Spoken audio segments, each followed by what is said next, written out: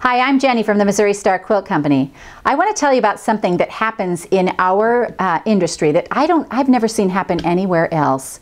When you start quilting, it's because you want that on your bed, you want that on your wall, you want that table runner, but you want it. Well, pretty soon you have all those things and you've filled up your house, and so you start making things for your kids. Well, pretty soon you've filled up your kids' house and you're on to your grandchildren. Pretty soon all of your grandchildren have quilts and you still can't stop sewing. So then you start making things for Quilts of Valor and quilts for kids and things like that. And what once started you as kind of a more self-serving hobby has now turned into a service-oriented hobby where you give of yourself. And it happens to almost every person I know. It isn't long before we start giving and serving. And I love this about quilting and about what we do. So today we're going to do a tutorial for quilts for kids by kids.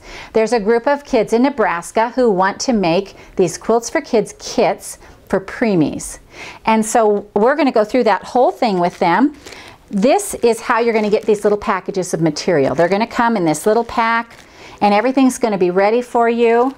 And you're going to get these directions, and we're just going to go through this right from the start. This is the quilt that we're making today. It's this little 4-patch. And I'm going to set that over here. It's hard to believe, isn't it, that this will go around a baby? But some of those preemies are so tiny and they need a tiny little blanket. And so we're just going to open up these directions and we're going to start right from the beginning. So when you open up your kit, you're going to want to separate your fabrics right away. That will help you keep everything straight in your head. The big piece is obviously your back. You're going to have 2 squares. Those are going to be sewn next to your 4 patches, and you'll put those aside. You'll find 2 strips that are different colors but the same length. Those are the 2 you're going to sew together for your 4-patch. And you'll also have 4 strips, and they'll each be, there'll be 2 sets, 2 different lengths, and these are your borders. So we'll set all these aside and we'll head over to the sewing machine. We're going to take our 2 strips, put them right sides together just like this, and then we're going to sew a 1/4 inch seam right down the side. In quilting, everything is done with a 1/4 inch. You don't need to back stitch at the beginning because that is just, all the seams are enclosed in another seam in quilting, so you don't have to do that. So let's just head over to the sewing machine and make that 1/4 inch seam. I'm just lining up my fabric with the edge of my presser foot, which I know is a 1/4 inch. You may want to measure yours to make sure. And then we're just going to sew down that side.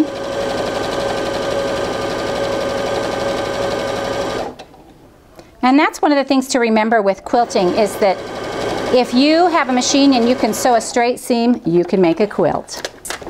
Okay, so we finished sewing this up. Now we're going to head over to the ironing board and we're going to put our darker color on the top, and we're just going to run the iron over this seam. That sets it, makes the stitches lay nice and flat. Then we're just going to roll this up and we're going to press that back like that, and that'll make a nice flat piece for us to cut. Because now we're going to trim our, cut our 4 patches out of this little strip unit that we've just sewn. If you are familiar with a rotary cutter, you may use that. Otherwise, you'll mark them and make, you'll mark them and you'll cut them at 3.5 inches. So you'll look on your fabric here, and you'll see that you're going to use a 1/4 inch seam throughout the construction, and we're going to press the seam to the darker side, and we're going to cut 4 3.5 inch wide segments as shown. So what I'm going to do is I'm going to use my ruler and I'm going to come into the 3.5 inch. You can use your ruler or your mat to cut these. Either way will work, but we're going to go ahead and cut this. For those of you that are right-handed, you'll come and cut from this direction. I am left-handed, so I'll go from the opposite direction. So here is 2 of those units, and we'll cut the last 2. So there is 3. If you're not familiar with the rotary cutter, get familiar. It is your best friend when you're a quilter. I love the rotary cutter. Always make sure that you close it. Now what we're going to do is we're going to put these together in a 4-patch, which means you're going to lay opposite colors on either side, and this is called a 4-patch, and it's when they just go together. So we're going to flip this over. Because we've ironed to the dark side, your seams will nest together.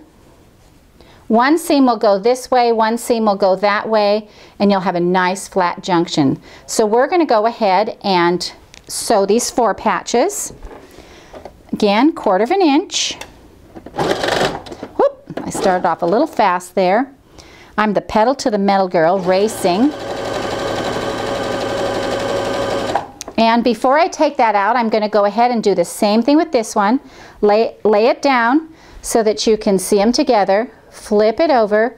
And if those of you who are beginners, you'll really want to just put a pin right there to hold that. I just don't use a lot of pins. I'm always in a hurry, so but if you're uncomfortable at all, use a pin. Pinning is so much better than picking out stitches, let me just tell you. Okay, so now we have our 2 squares, and I'm going to cut those apart, and then I'm going to iron them. Let's toss these over here. Iron them open right here. And let me iron this one open too. So now we have our 2 4-patches, and you can see how nice those middles lined up. See, they're just right on, because when you nest those seams together, it just makes them fit perfectly. So now what you're going to do is, this small 4-patch here is going to become part of a big 4-patch quilt.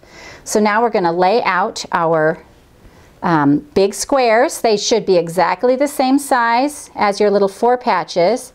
And now what we've made is a giant 4-patch with our little 4 patches. So then you'll just do the same thing. You'll lay this along here. You'll sew down this seam, and the same with this one. And then you'll come and you'll sew this long seam across here to make one big patch. So let's do that real quick. So I've sewn both of these together, and now let's press them. Ironing is a really important part because it just makes your quilts lay so much nicer. And you want to remember to kind of press down more than push as you don't want to stretch your fabric. So we have these 2 pieces together, and we want to turn them so they're opposites. And again, we're going to nest that seam in the center and sew this together, and this will be our whole middle of our quilt. Done just like that.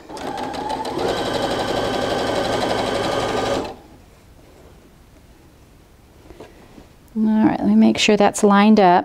Better to be safe than pick.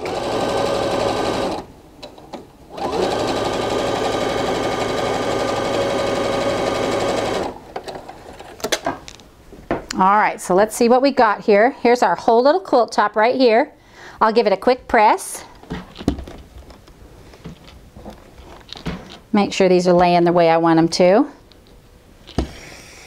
I got a little ahead of myself. Okay, so there's your whole quilt top. The next thing you're going to do is borders, and that is easy as pie. You're just going to put your 2 short ones on first, like this, and trim the edges. They give you a little bit of leeway. And then you'll put your 2 long borders on like this, and your whole quilt top is done.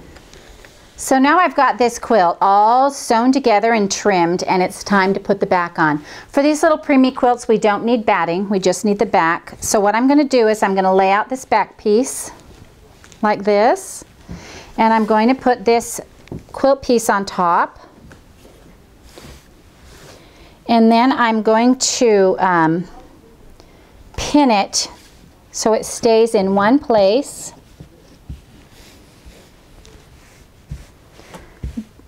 All the way around the edges of this.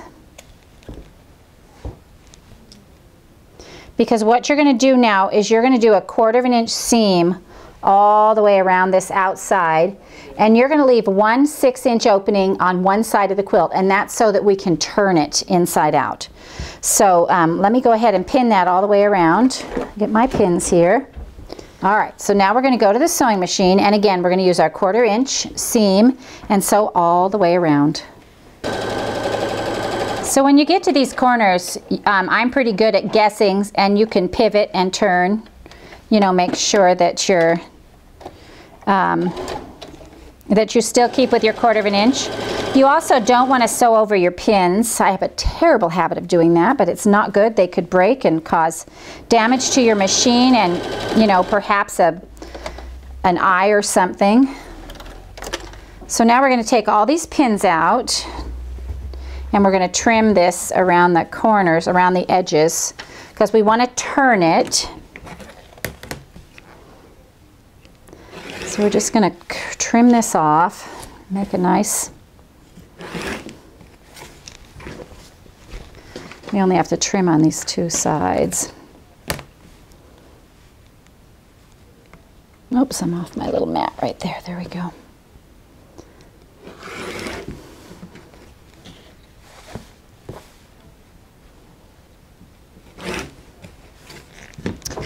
And then we're going to find our opening right here.